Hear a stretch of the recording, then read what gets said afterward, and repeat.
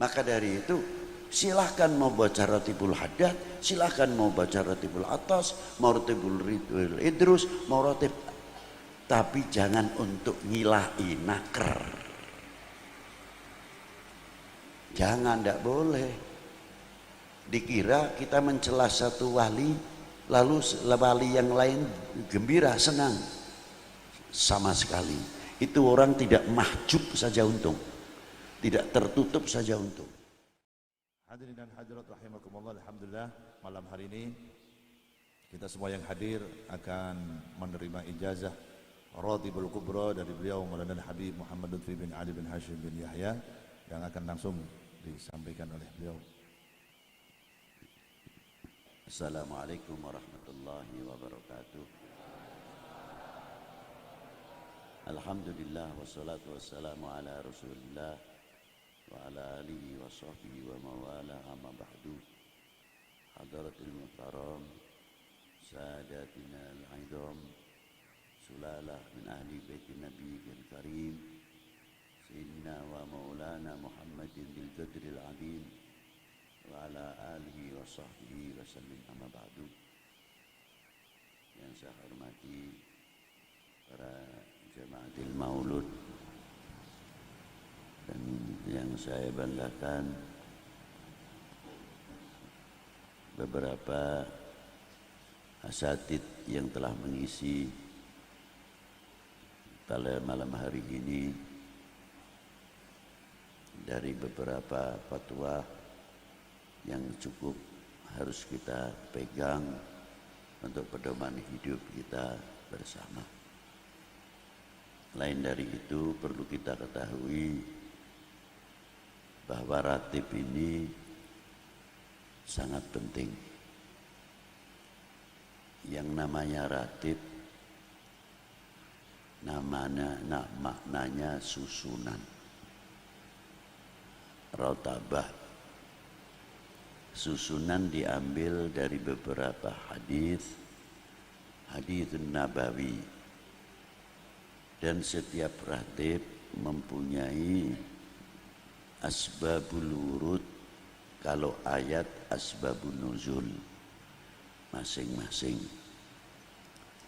Dan ratib itu banyak sekali di kalangan Sadatil Ba'alawi, khususnya dalam kata istilah ratib, karena itu bagian bacaan-bacaan yang diamalkan oleh Thariqat Alawiyah. Tapi tidak berarti melarang kalau orang membaca ratib dari Ratibul atau Thariqatul Alawiyah, tidak boleh membaca ratib yang lain, ataupun yang sudah masuk Thariqat yang lain tidak boleh membaca Thariqat atau Ratib Alawiyah. Itu tidak benar. Karena ratib di sini adalah suatu doa.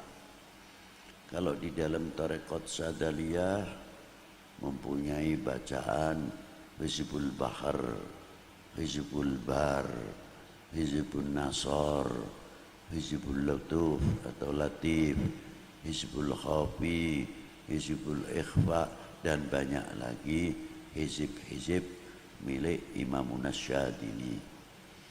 Dan Sayyidi Syekh Abdul Qadir Jilani pun juga mempunyai hizib-hizib yang kualitasnya seperti Hizbun Nasor, Hizbul Bahar, dan lain-lain.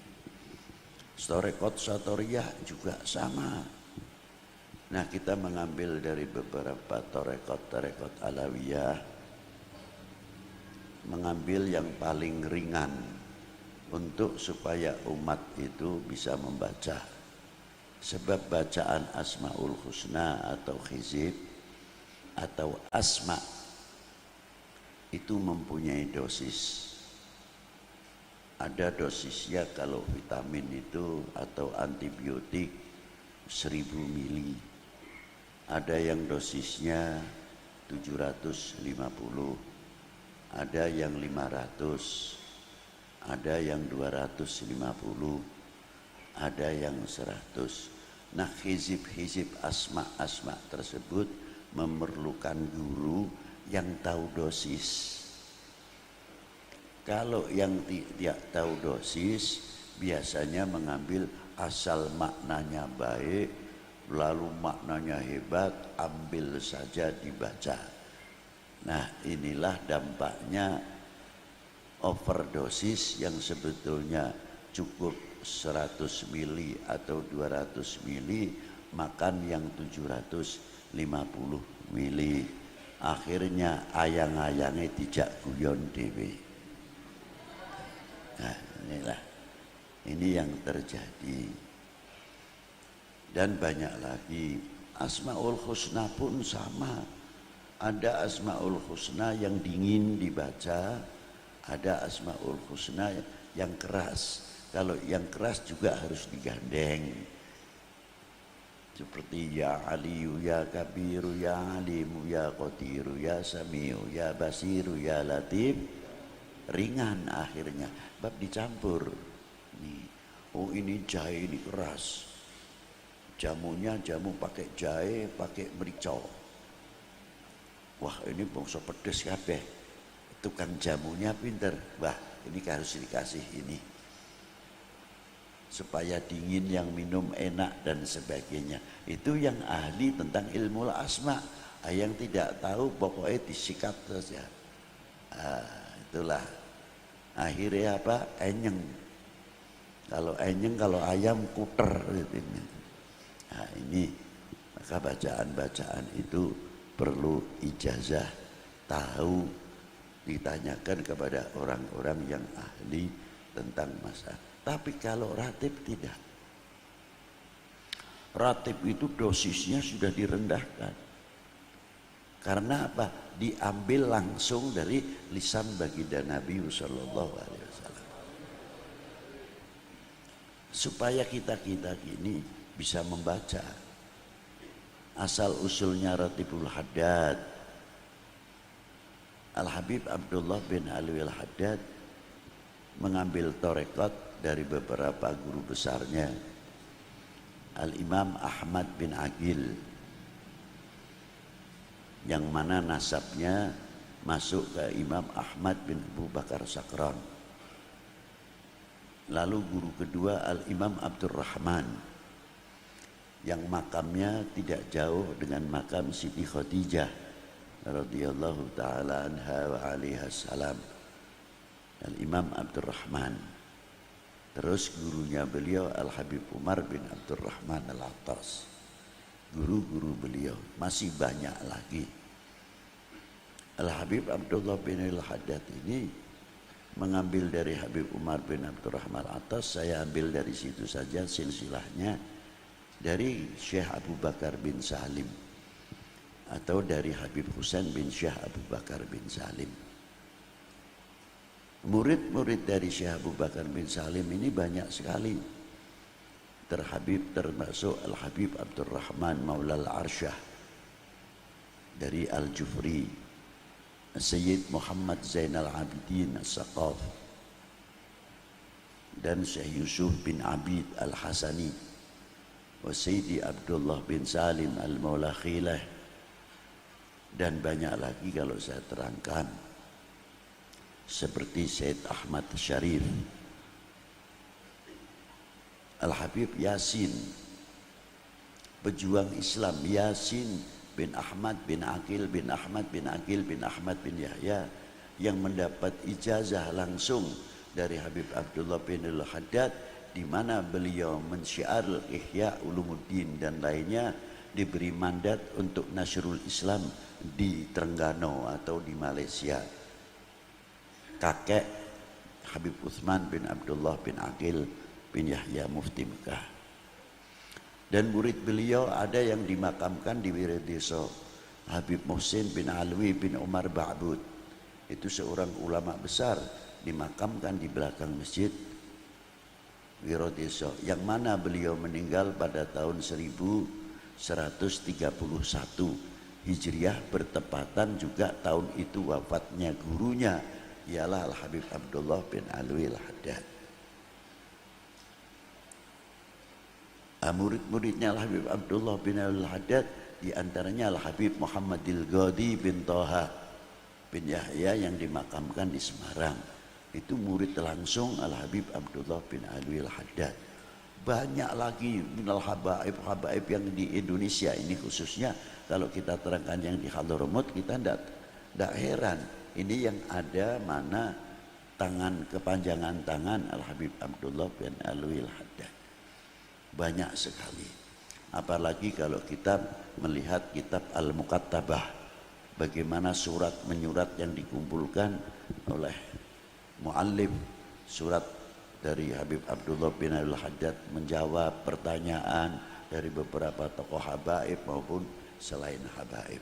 Namanya kitab Al-Muqattabah, 2 jilid, sangat lengkap sekali.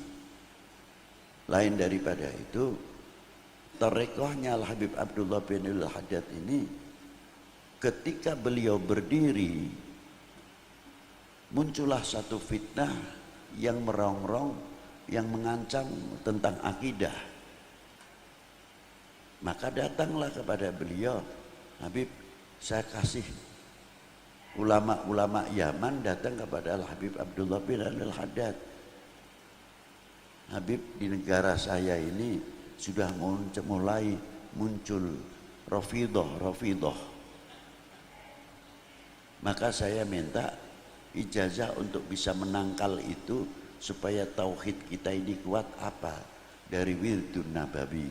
Maka diberi oleh Habib Abdullah bin Al-Haddad, uktub Fatihah, Alif Lam Mim, Ayatul Kursi, Lillahi ma fis samawati, Amana Rasul, La ilaha illallah wahdahu la syarikalah, lahul mulku wa lahul hamdu yuhyi wa yumit wa huwa ala kulli syai'in qadir. Al-Habib Abdullah bin Alwi Al-Haddad tidak menamakan ini Ratib Haddad ya, tidak. Yang menamakan ini Ratib Haddad siapa? Muridnya dan orang yang muhibbin, karena tahu bahwa ini yang menulis sebabnya, yang memberikan ijazah Al-Habib Abdullah bin Alwi Al-Haddad. Jadi wajar saja kalau disebut namanya Ratibul Haddad. Bukan Habib Abdullah mengatakan ini Ratib Haddad, tidak. Nah, setelah ini dibaca, alhamdulillah. Begitu juga munculnya Ratibul Atas, di mana peristiwa pada waktu itu di Khuraidah. Dulu namanya Khuraidah Guraidah.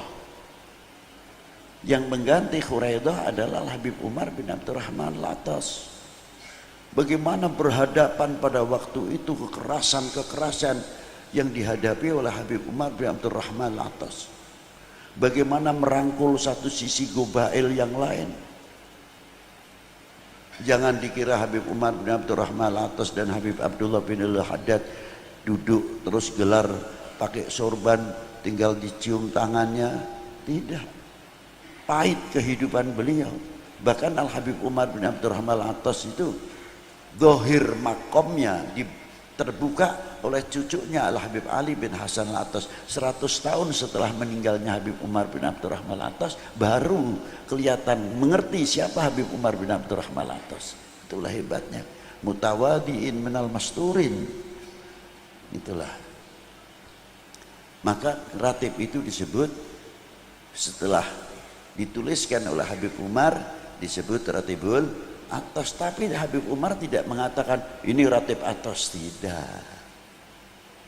Ratibul Idrus juga sama, semuanya mempunyai peristiwa dan setiap ratib itu mempunyai keistimewaan. Di antara salah satu ratib ada yang manfaat, ada yang istimewa di sini, tidak ada yang istimewa di sini. Sama juga orang baca Maulid Nabi. Apa yang ada di dalam Simtuduror belum tentu ada di dalam berjanji. Tapi apa yang ada di dalam berjanji belum tentu ada di dalam Simtuduror. Begitu pula apa yang ada di dalam Tiba belum tentu ada di dalam Simtuduror. Dan apa yang ada di dalam Simtuduror belum tentu ada di dalam Maulud Tiba. Sebaliknya dan sebaliknya, saling mengisi bukan saling berebut. saling mengangkat di antara para ulama. Maulud itu, kitab maulud semuanya ada 300 maulud yang ada di Mesir, yang di Indonesia paling 5. Syaruful Anam, Berjanji, Azab, Tiba, baru ini Semtuduror. Tapi kalau di Mesir aneh-aneh baca maulud luar biasa. Yang gosoidnya panjang-panjang, ada yang maulud dibaca 2 jam baru selesai. Torekotnya juga sama, ada torekot kalau sudah musim pasaran torekot. Gedung ini punya Sadaliyah, gedung ini Naqsyabandiyah, gedung ini punya Qadiriyah, mempunyai tata cara dzikir yang masing-masing. Dan ada lagi yang dzikirnya pakai tiron, pakai terbang. Allah hak, Allah Allah, Allah hak, diiringi oleh terbang. Ini orang sudah tidak tahu dunia ini ada apa, tidak tahu, ini sudah fana semua, maqamatil fana, ajnas. Nah, naratif-naratif itu muncul di kalangan para a'immah ahlil bait supaya apa? Kita itu mendapat perlindungan dari Allah dengan tawassul ratibul haddad, ratibul atas, ratibul idrus, ratib yang lain atau wirid yang lain, banyak sekali. Apalagi di antaranya ratibul kubro. Ratibul kubro, mengapa disebut ratibul kubro? Karena Fatihahnya di dalamnya ulama wali gutub-gutub semuanya. Maka disebut ratibul kubro, bukan ini ratib besar, tidak, jangan salah paham. Di dalamnya adalah hadiatul Fatihahnya, rata-rata yang ada di dalam ratibul kubro 85% aktob, wali aktob. Maka disebut ratibul kubro.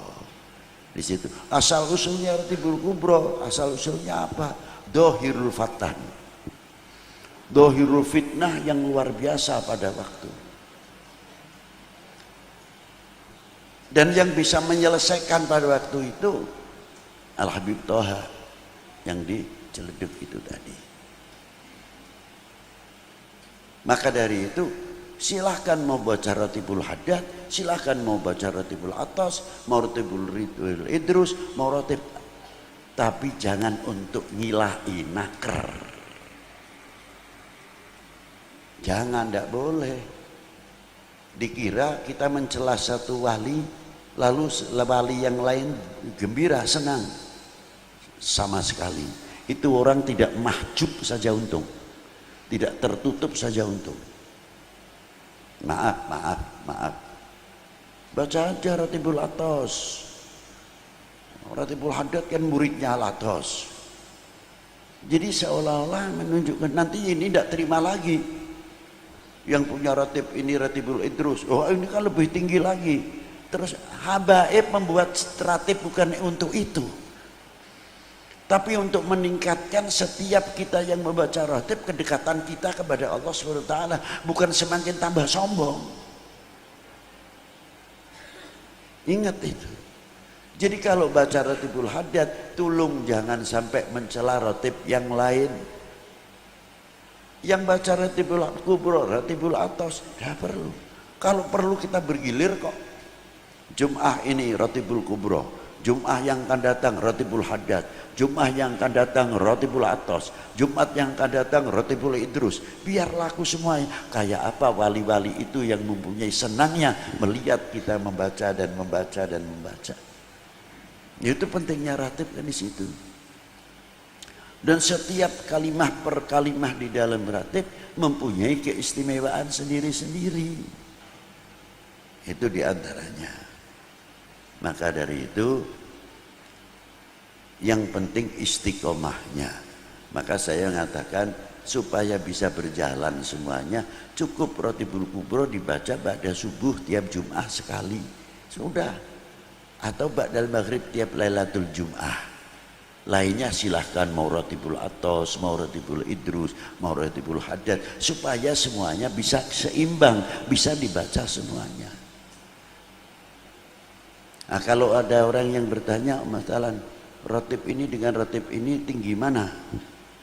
Loh, pendapat ente tinggi mana? Benar punya A apa punya B? Oh ya paling tinggi ya punya B. Salah. Yang paling tinggi ente. Sebab yang A dan B tidak merasa jadi wali, ente merasa lebih tinggi, bisa menunjukkan. Jadi yang paling tinggi ya ente, ya Zablut.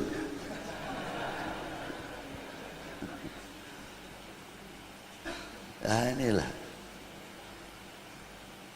paham ya? Jadi justru ratib itu menguhuwahkan. Coba di dalam ratibul haddad atau ratibul atas, Assalamualaikum mural muslimin sarafallahu syarral mu'din. Apa muslimin yang baca ratibul haddad saja? Tidak. Hatta jin masuk dalam Assalamualaikum mural muslimin sarafallahu syarral mu'din. Coba. Yang baca ratibul kubra, Allahumma sholli imam wal ummah wal ra'i wal ra'iyah wa alif baina qulubihim wa tfa syarra ba'dhum an ba'd. Semuanya masuk. Coba. Jadi ratib itu saling sinambung, tidak saling terpecah, tidak.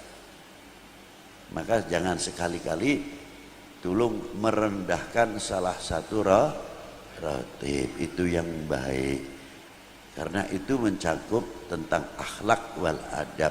Jangan sampai kita su'ul adab kepada Habib Umar bin Abdurrahman Attas, jangan sampai kita su'ul adab kepada Habib Abdullah bin Al-Haddad, jangan sampai kita su'ul adab sama Habib Abdullah bin Bu Bakar Al-Idrus dan lain-lainnya yang mempunyai ratib-ratib. Itulah. Dan saya ijazai ratibul kubra khususnya untuk kalian semua. Barakallahu fikum. Al-Fatihah.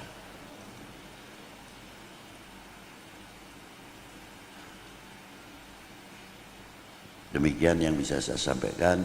Semoga manfaat. Apapun ratibnya yang sah. Terima kasih. Assalamualaikum warahmatullahi wabarakatuh.